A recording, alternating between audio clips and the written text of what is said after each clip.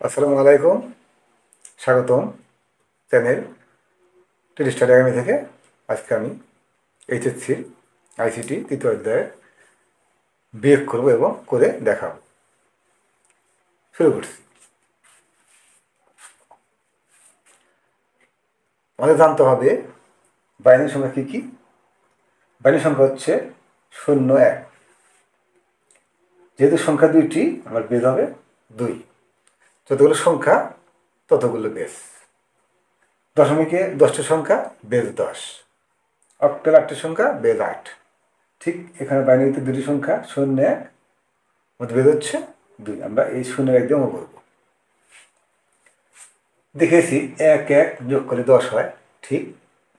1 1 3 1 যোগ করলে 11, এটাও ঠিক, কিন্তু নিয়মটা অন্যরকম। আমরা এখন বিয়োগ করে দেখাবো।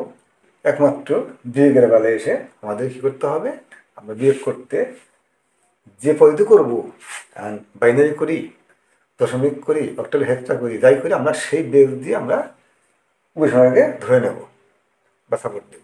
তাহলে এখানে আমাদের যেহেতু বিয়োগ করতে উভয় সংখ্যা ছোটো, নিজের সঙ্গে বড়ো, এবং আমরা এখানে 2 ধরবো। যেহেতু বলা হয়েছে বাইনারি বিয়োগ, আমরা কী করবো, সেক্ষেত্রে আমরা এটা বেজ ধরবো 2। যেহেতু উভয় সংখ্যা ছোটো, 2 থেকে আমরা কী করবো, 1 বাদ দেবো, 1 নামাবো। আমরা ধরেছি, যেমন আমরা দশমিকে ধরি 12, 7 ধরে বিয়োগ করলে কী হয়, যদি আমরা 12 ধরি, 10 যোগ করি, কী কারণে, দশমিক আমরা সেজন্য আমরা কী করবো, যেহেতু বাইনারি আমরা কী করবো, এখানে 2 ধরবো।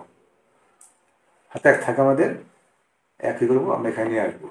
0 হাতে যোগ করলে 1 হয়। আবার এটি বড় সংখ্যা, এটি ছোট সংখ্যা, তাহলে আবার 2 ধরবো। 2 থেকে 1 বাদ লিখে থাকে 1। আবার কী করবো, আমরা আবার এই 1 যোগ করবো 2 এর সাথে। 2 হলো ছোট সংখ্যা, আমরা 2 ধরবো, তাহলে 2 1 3, আর এখানে আছে 2, বাদ দিলে কি থাকে 1। আমরা 1 নামাবো এখানে, হাতে 1 কী করবো, আমরা এখানে নিয়ে আসবো। নেক্সটে কী হয়, 1 1 0 হলে আমরা এই 0 এখানে বসানোর কোনো প্রয়োজন নেই।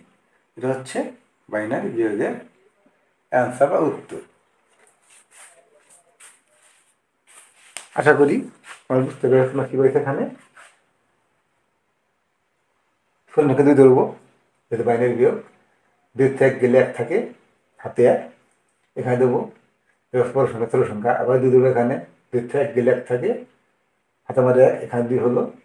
এখানে আমরা বাইনারি যেহেতু অঙ্ক, আমরা এখানে 2 হলো, আমরা 2 একে সাপোর্ট দেবো বা 2কে ধরে নেবো। 2 1 3, 3 থেকে 2 গেলে 1 থাকে, আমরা 1 নামাবো।